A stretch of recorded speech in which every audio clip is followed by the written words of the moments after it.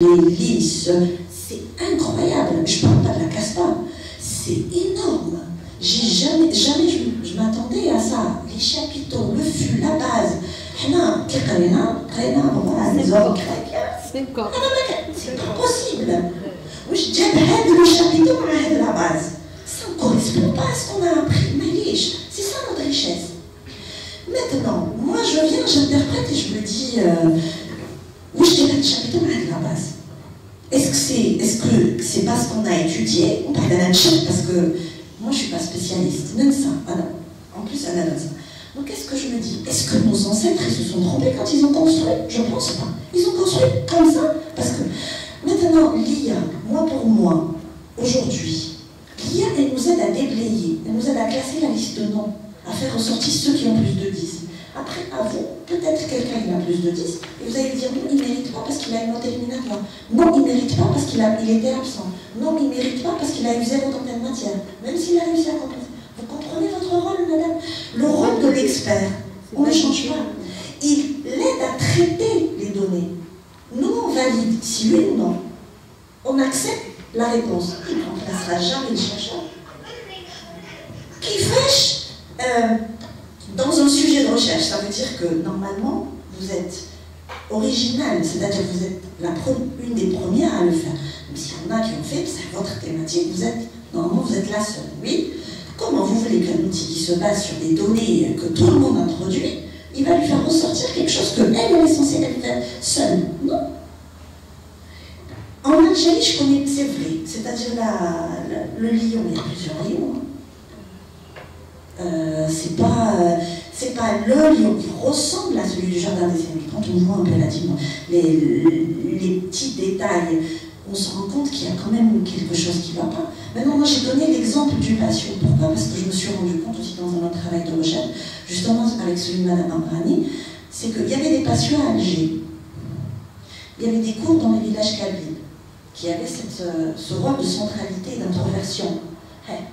Il y a des patios flamzables. Pourquoi est-ce que des centaines, voire des milliers de kilomètres, on arrive à avoir ce même objet architectural qui joue pratiquement le même rôle, mais qui est si différent? En plus, quand on voit par exemple, là ça c'est des questions que je soulève, peut-être que si on introduit, il y aura peut-être d'autres patios ailleurs qu'on ne connaît pas. Moi pour le moment, je connais quelques-uns, mais par exemple, pour le moment, la ville a mis le coupole, c'est Ouadsouf. Peut-être que si toute l'Algérie, elle introduit comme ça ses données patrimoniales, on lui attribue ça, les fameuses doubles coupoles, pour assurer la ventilation, pour participer justement à la régulation thermique, des espaces à l'intérieur, etc. Moi, je ne suis pas spécialiste, je ne vous mens pas. Peut-être qu'il y aura une autre ville en Algérie qui a le même dispositif architectural et qui l'a peut-être adapté aussi différemment. Ça, personnellement, moi, je ne le connais pas. Mis à part ce à quoi j'ai eu accès. Donc l'IA, personnellement, je pense qu'elle pourra nous aider dans ça. Du coup, nous, les analyses, au lieu de travailler peut-être sur un corpus de 10, 20, je ne sais pas quel est votre corpus. Par exemple, nous, on travaille sur l'architecture domestique et on a répertorié une trentaine. En Algérie, l'architecture domestique tradition, entre 30 et 40. Peut-être qu'il y en a plus. L'IA, elle peut nous aider dans ça. Parce que dans ce qu'on a trouvé, dans la documentation qu'on a aujourd'hui d'accessible, c'est ce qu'on a trouvé. On a travaillé sur ça. Bien sûr, effectivement, les bases de connaissances, les bases de données qu'on a développées avec les I, surtout, il ne faut pas les fermer. C'est pour ça que la base de connaissances, par définition, elle ne peut pas être clôturée, elle ne peut pas être fermée. Elle doit évoluer, elle doit permettre l'enrichissement, elle doit aussi permettre l'adaptation. Ça veut dire quoi, base de données fermée? Ça veut dire ce que vous avez réalisé? Réintroduit, ça y est. On ne peut plus réintroduire en plus. Par exemple, je pensais qu'elle était exploitable par d'autres. Ah non, ça c'est accessible. Accessible. D'accord. On a une base de données. Donc la vôtre n'est pas accessible. Pour le moment, on est en train de publier avec. C'est pour ça. Et donc vous la. Mais il y a une base de données utilisable qui est développée par le ministère de la Culture. Elle est connue, celle-là. D'accord. Ah oui, il a répertorié le ministère de la Culture. Et c'est sous quel lien? Inventaire numérique. C'est plus un inventaire numérique. Ouais. Mais les données qui sont dedans, elles sont fiables. Et c'est ça qu'on cherche. Et elles sont accessibles. Il faut voir avec le ministère de la Culture. Justement, c'est ça. Fermé, mais autrement. Il y a un accès qui est demandé. Oui, le problème, c'est qu'on a ce niveau. Non, pardon. On protège, alors attention, le ministère de la Culture, quand il a fait, je suppose, parce qu'il faut qu'il les rende accessibles. Par exemple, il y a des données qui sont accessibles via le site du CNRA. Il y a des données aussi. Le site du CNRA, il publie ces données. Tous les sites archéologiques, il y en a beaucoup. Moi, j'ai une doctorante qui a travaillé sur ça.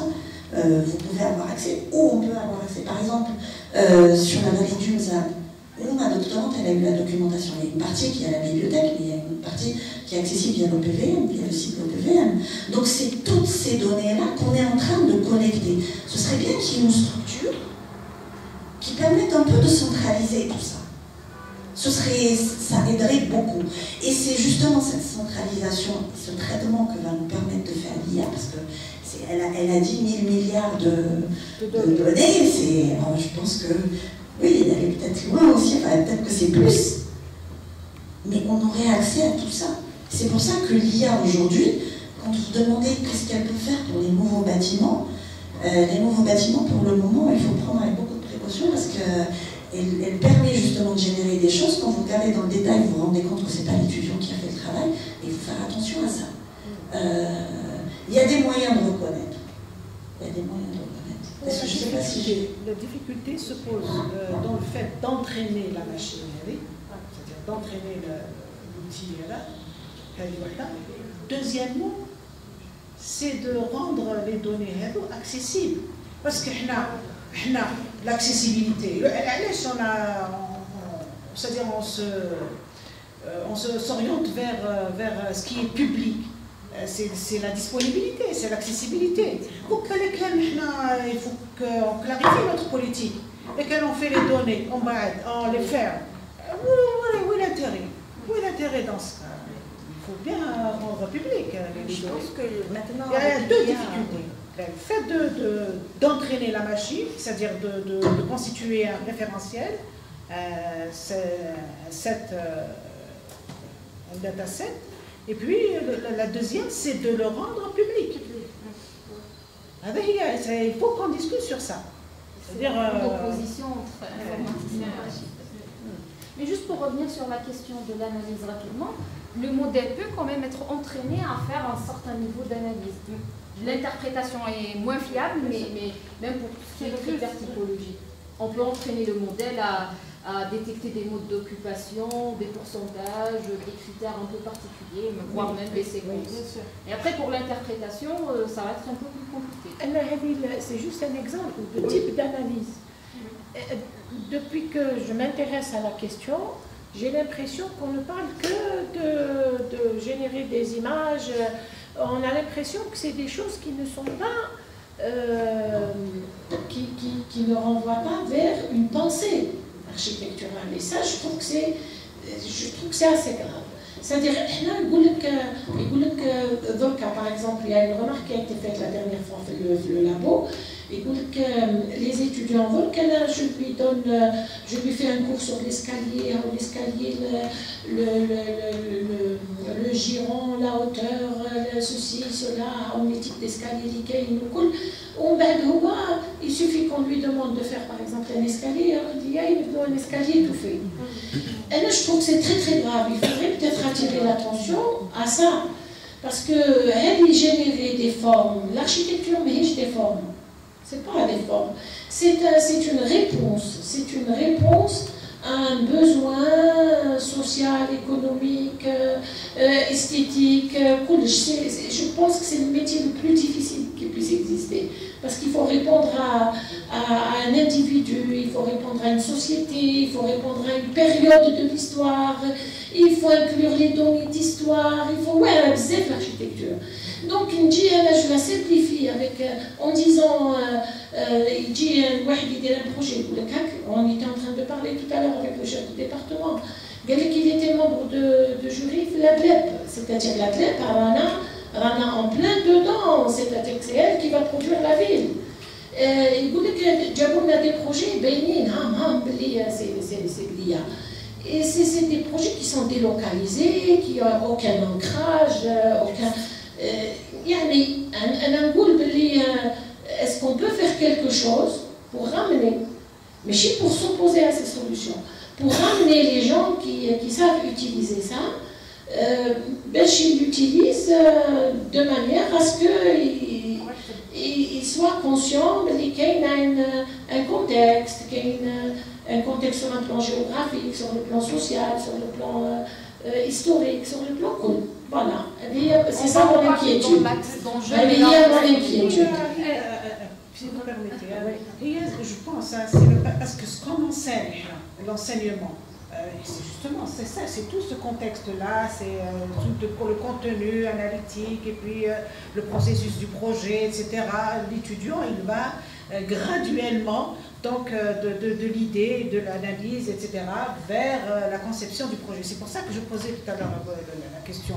Ensuite, si maintenant on passe à l'outil, à l'informatique et puis l'IA, etc., on est passé quand même vers l'outil informatique en préservant le contenu de la discipline. C'est-à-dire qu'il y a la réflexion au départ, on demande aux étudiants d'abord d'élaborer tout ce processus, ensuite la réflexion, ensuite on passe vers l'outil. Du moins, c'est ce qu'on demande, c'est ce qu'on fait à notre niveau.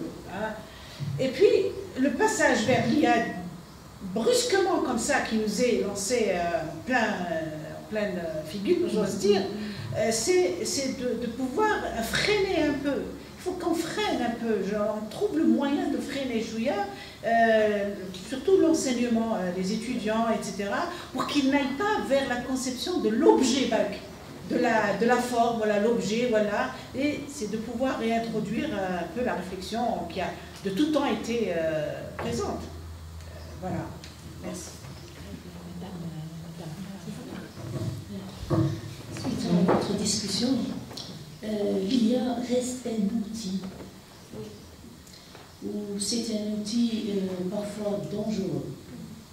Ça, pour un expert, l'IA normal, c'est une aide.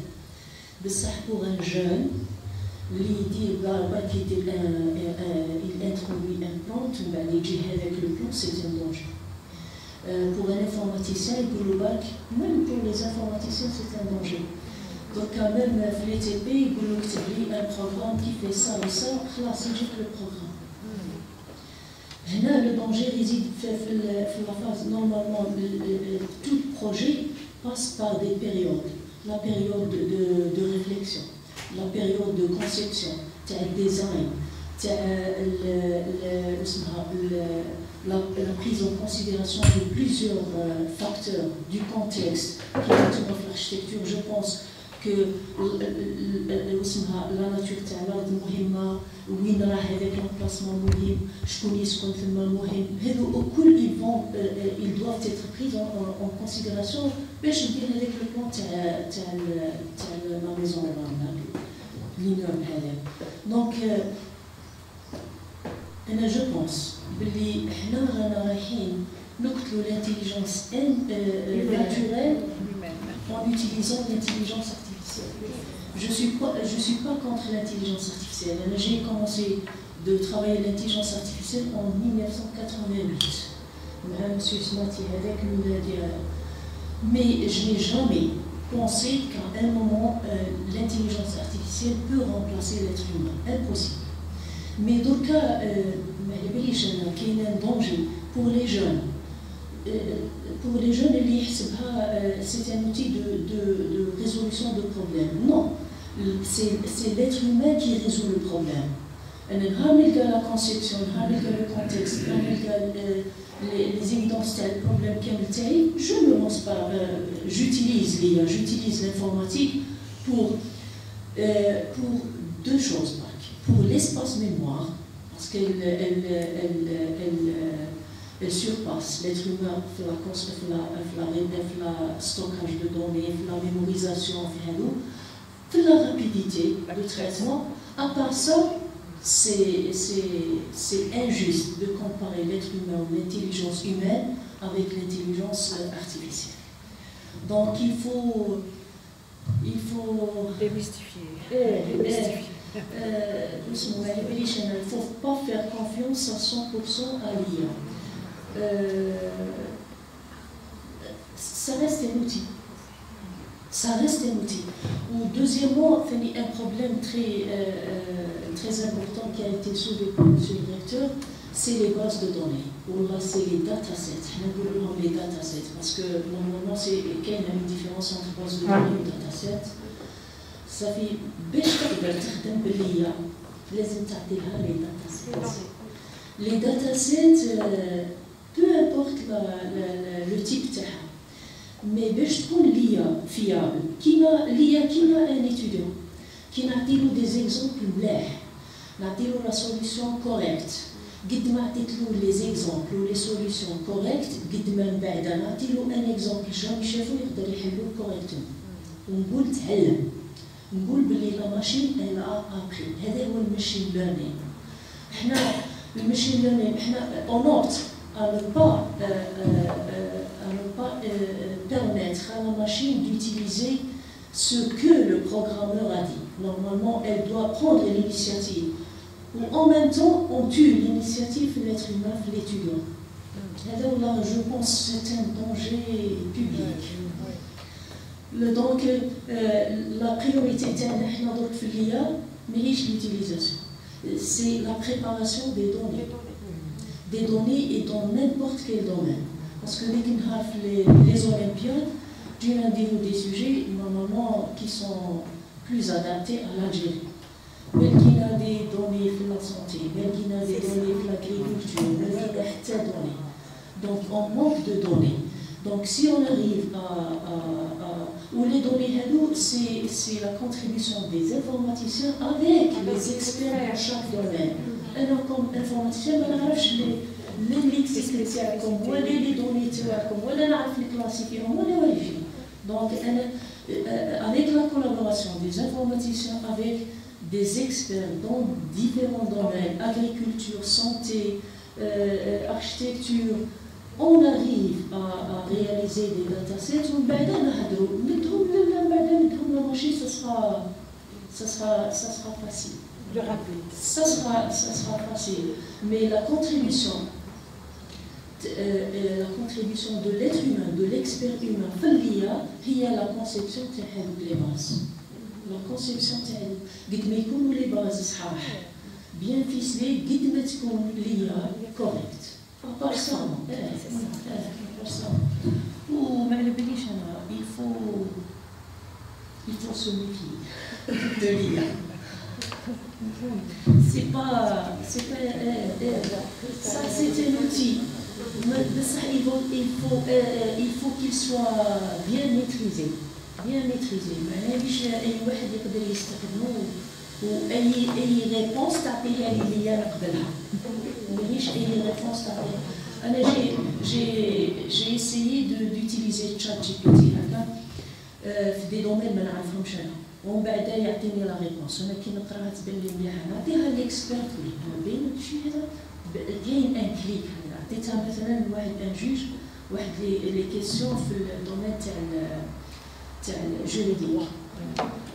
Directement, elle a capté c'est pas l'être humain, شكون دير يبان لها باللي حاجه بسيطه. لا هذا مازال يتعلم. مازال يتعلم. كاين شفتو في شات جي بي تي ديجا درنا اسكو سي اون بون ريبونس ولا موفيز ريبونس هذه ريفورسمنت ليرنينغ يعني راهو قاعد يتعلم من لي ريبونس تاعنا. قاعد يتعلم بصح هو الى ايتي اونتريني سور دي دوني لا يمتون بصله لي دوني تاعنا. دونك انا تقريني في الاسبانيول وتعطي لي كيسيون في لونجلي واش راح نجاوبك. دونك لازم تقريني في لونجلي باش نقدر نعرف. دونك لازم لي دوني يكونوا تاعنا باش يقدر لا ريبونس تكون فيها. سينو نو هذا اون جينيرال صح بصح كي تدخلي في لي ديتاي تاع لا شوز. دونك la première arme que l'on doit préparer, c'est les datasets, en collaboration avec les informaticiens ou les experts dans tous les domaines. C'est la première chose. Merci, قبل حاجة ترجمتي على كيسيون تاع خوتية تهضري على الموديل. حنا في الاي اي كي نديرو نديرو ان موديل يتريتي على دو دوني داير تريتمون بعد لابورت ديال الاي اي مليح بصح كتب كاين انتربريتاسيون هيومان اكسبير بيان سور كنعودوا هنا مع ان اكسبير اي اي حاجه مليحه خرج لنا الريزولتا هذيك اللي تريتيوها اللي خرجت هكذا على اساس وين الموديل خير لنا هذيك الريزولتا وعلى اساس وين خير لنا الريزولتا ماشي مليحه راح نديروا الانتربريتاسيون لي دو كوتي كتعود مليحه وكتعود ماشي مليحه نقدروا حنا كي خرجنا الريزولتا ماشي مليحه حنا ثم نعرفوا قال بلي في لي دوني تاعنا خاصين حوايج اخرين باه نقلبوا الموديل تاعنا مليح هذه كامل الانتربريتاسيون يتصرا بمن ماشي الموديل اللي خيرنا انا اللي نتحكم في الموديل ماشي الموديل اللي يتحكم فيه هذه حاجه كيما شات جي بي تي هضرت مدى كاين شات جي بي تي صح محدود صح كان في 2021 محدود لي زانفورماسيون تاعو هنا دوك شات جي بي تي كل مره يجيب حوايج جدد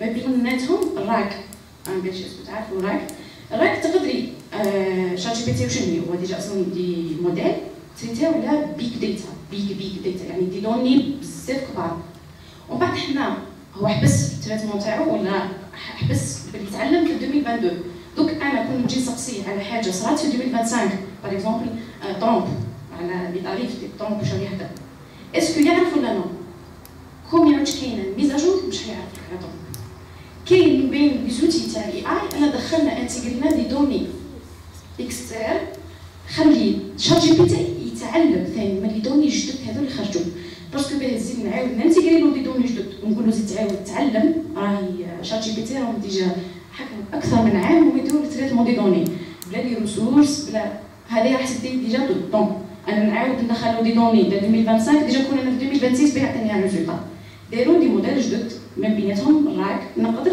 نقول له هاك دي زانفورماسيون دي ميزاجور 2025 2026 هنا الاي اي تحسن شويه في لي دوني تاعنا هذه من كوتي دي دوني دي موديل من كوتي دي داتا سيت عندنا مشكل كبير هنا في الجزائر ليه عندنا مشكل كبير في الجزائر ما كانش لوتوريزاسيون ماشي ما عندناش لي دوني ماشي ما عندناش ناس تخدم على لي دوني ما عندناش لوتوريزاسيون باه نستعملوا لي دوني من بيناتهم انا كي رحت لاجي لي تيليكوم قلت لهم اعطوني لي دوني تاعكم لي دوني موش سونسيبل تاع جي تيليكوم ماهوش سونسيبل هو قبل كيما جات كيما حلوا هذاك سكيل سنتر في حلو جا الوزير واي اي قلت له اي اي اعطيني لي دوني قال لي طمعي في دوني نو قلت له اعطيني لي دوني انا كي نوتي لي دوني ما نوتيش بلو نون برينون باغ اكزومبل انا نستعمل دي زايدي ما نسحقش انا نون برينون تاع هذا البيرسون ولا تاع هذا الريجيون اعطيني نستعمل دي زايدي قال لي نو بصح كاين في نوتر انستيتيو كيما في الماتيرنيتي تاع العلمه البروفيسور عاشوري عطاني لوتوريزاسيون باه نبداو نخدموا لي دوني دوك حنا واش لازم نديرو باه ما نقعدوش توجور نلمو في لي دوني حاجه مليحه انا لي دوني نبداو صعيب موش موش سور بيسي ما كانش ما نقدرش نوتيليزيهم بصح ما نقدرش توجور نقولوا حنا ما عندناش لي دوني حنا دوك نخمموا منا والجاي كيفاه حنا لي دوني تاعنا يوليو سور بيسي نيميريزي يعني ديتا سيت ما نقدرش انا نزيد نهز هذاك لو بابي ونهز نعمروه ونحطوه هذه نديروها بصح في جديد خلي منا وجاي كاين دي دوني باغ اكزومبل كيما في اليونيفرسيتي لي ستوديون لي بروفيسور كامل لازم كلش كي ندخل البيسي نلقى كلش ما نقدرش نروح نارشيف ونحوس ورقه او دوسيات هذه نديروها في القديم في الجديد حنا هنا نتبدل باه نقدروا نجيبوا دي دوني كيما نتوما لي زارشيتكت كي تهزوا تشوفوا حاجه ما بينش انا دي فوتو ولا تحاولوا نتوما تدخلوها في البيسي وين حنا ماشيين خاطر واخا نقدروا نستعملوها ماشي تجيبي لي دي بابي تقولي لي هاكي تتريتيهم نو نتوما لازم التغيير يبدا من هذا الديسيبلين حنا نبداو نديرو نيميريزاسيون ولا نمو دي دوني بلا لي دوني ما rien du tout ni les architectes ni les informaticiens كامل travailler sur des miracles peuvent pas faire des لازم كامل كاين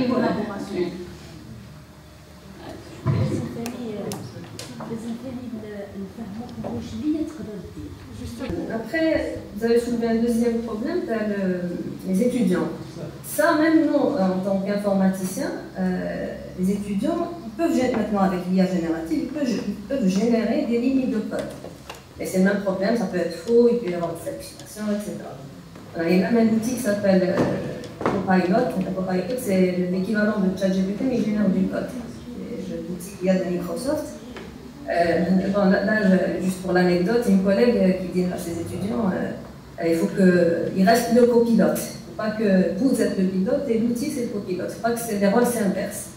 Et c'est vrai, effectivement, il faut que l'expert humain, l'étudiant, hein, ce n'est pas forcément l'expert, l'étudiant sache que ça reste un outil et qui peut dérailler, qui peut donner des informations complètement erronées. Et c'est en apprenant justement, en ayant le rêve de savoir que l'étudiant arrivera à détecter le vrai du faux. À dire que ça, oui, c'est une hallucination, ça, on peut faire confiance à GPT ou autre. Donc, quand on voit, à mon avis, pour résumer, quand on voit l'IA comme une opportunité ou comme un risque, il faut, quelle que soit notre vision, notre avis, il faut connaître. Parce que si on la voit comme opportunité, il faut connaître pour savoir comment l'exploiter. Si on la voit comme un risque et comme un danger, il faut savoir ce qu'elle fournit et quel est le danger pour l'éviter. Donc dans les deux cas, le savoir de l'IA et ce qu'elle fait, ce qu'elle peut donner comme résultat, les bons et les mauvais, c'est primordial dans tous les domaines à mon avis. Là, je pense qu'on va dans le bon sens, parce que voilà, il y a ces journées d'études qui sont organisées, il y a ces débats, ces réunions, les formations. On voit que la formation dans toutes les universités s'adapte pour intégrer la dimension IA, chacun selon sa discipline, bien sûr.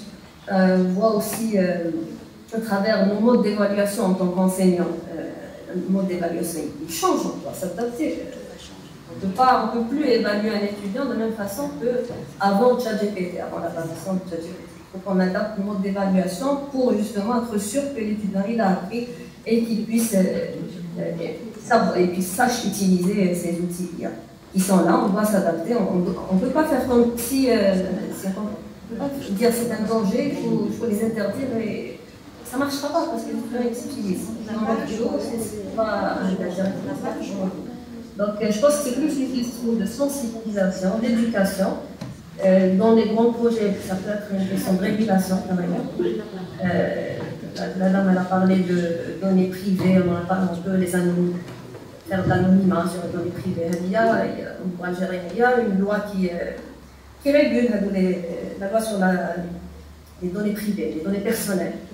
Donc il y a des lois qui encadrent ça. Peut-être qu'il faut qu'elles soient renforcées, je ne sais pas, je ne suis pas spécialiste juridique, mais voilà, peut-être qu'il faut faire appel aussi à des juristes. Donc c'est vraiment pluridisciplinaire, c'est vraiment une réflexion globale. Voilà, donc il ne faut pas avoir peur, il ne faut pas non plus faire comme si ça n'existe pas. Voilà, merci. Merci, on ne peut pas faire comme si ça n'existe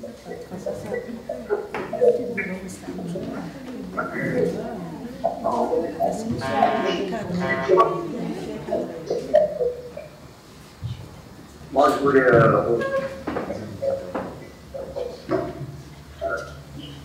voulais revenir sur cette question du danger de l'utilisation. Je pense que le projet est ailleurs. Le projet, on y est dedans. C'est de ne pas s'embarquer dans ces différentes technologies. Quand on voit que notre pays, tout se fait d'une manière, c'est-à-dire que vous ne voyez pas, le physique commence à disparaître, que ce soit sur tout ce qui se fait. Donc, tout est géré par des systèmes informatiques. Pour revenir à la profession d'architecte, donc si vous ne connaissez pas le clé, vous ne pouvez pas travailler dans des soit ici en Algérie avec des entreprises ou des institutions qui se réfèrent aux normes d'actualité. Donc le diplôme en lui-même ne suffit pas. Il en est de même pour la protection du patrimoine. Aujourd'hui, on va très loin avec les architectes qui font des spécialisations, c'est-à-dire architectes, conducteurs de train. C'est là, c'est-à-dire ça va très vite. Ça va très vite. Et le danger n'est pas dans l'utilisation. Le danger, on le vit actuellement. Le danger, on le vit dans le sens où on n'embarque pas dans la technologie, on est là à attendre et voir, c'est-à-dire voir ce qui se passe dans le fond. Donc, par rapport à notre mise à niveau, on doit faire des formations supplémentaires au-delà de la langue de communication. Donc, la langue de communication qui est très très importante. Donc, c'est-à-dire l'anglais en lui-même. Donc, par rapport à ce qui se dit que le français est un butin de guerre, non, moi je dis que le français nous a paralysés. Voilà, je vous remercie. Merci madame. Je tiens tout d'abord à profiter de l'occasion pour féliciter l'ensemble de l'équipe choc que je qualifie, madame Ouadjedja, madame Ara, et également pour la participation des gens en visioconférence. Et je vais peut-être rebondir sur cette question de l'intelligence artificielle qui devient aujourd'hui une réalité qu'il faut faire avec. On n'a pas le choix et ça devient une évidence. Autant repenser la façon et la manière avec laquelle il faut faire. J'attire votre attention aussi sur du moment que vous avez évoqué la question de danger de l'intelligence artificielle. Il se trouve que certains métiers vont pratiquement disparaître. Je donne l'exemple de l'interprétariat, tout ce qui est translations. Et j'ai dû voir un expert interprète qui disait que il va plus avoir place aux interprètes en présence de la machine. Et c'est tout à fait vrai. Moi, personnellement, je fais référence à la perplexité et typo pour faire la traduction des textes en basculant vers les trois langues. Et ça se fait d'une manière impeccable, sans faute, sans orthographe, grammaire, et dans la langue très très correcte.